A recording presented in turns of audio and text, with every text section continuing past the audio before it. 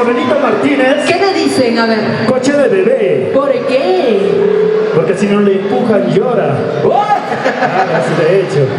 No me causa risa, chicas. Y a ustedes tampoco. No, a Isabelita, ¿sabe qué le dice? ¿Qué le dicen? ¿Quieren saber qué le dicen a Isabelita?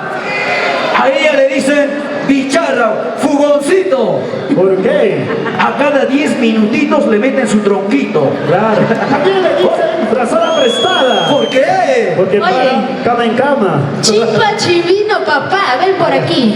Voy Ven, a mi ver, amorcito. ven, papachito, ven, ven, Por ven. aquí, mi amor. Ven, ven, ven. Chibolito. Mi guaguita, ¿Qué caramba. le dicen a Chimpa Chimbino? A ver. A Chimpa Chimino, ¿sabe qué le dice? Oye, Lucho, espérate. Últimamente le dicen a Chimpa Chimino, Isabelita, dilo. ¿Sabe qué le dicen a Chimpa chimbino? ¿Qué le dicen, Isabelita? Collar de brujo. Collar de brujo, ¿por qué? Puro hueso.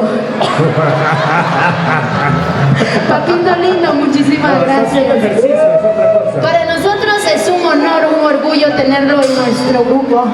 A nuestro maestro Chimba Chimbino.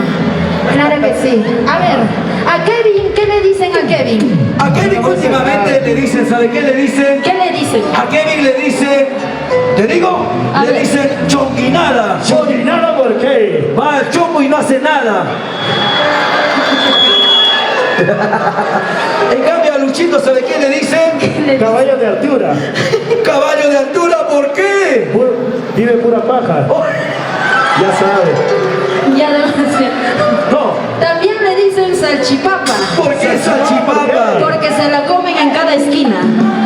¿Sí o no? A Isabelita le dicen gallina robada. No, gallinita ciega. ¿Por qué? En cualquier huevo se sienta. Ahí.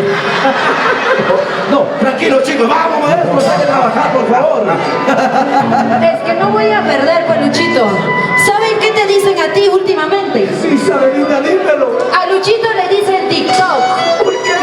Porque solo dura 15 segundos. Claro,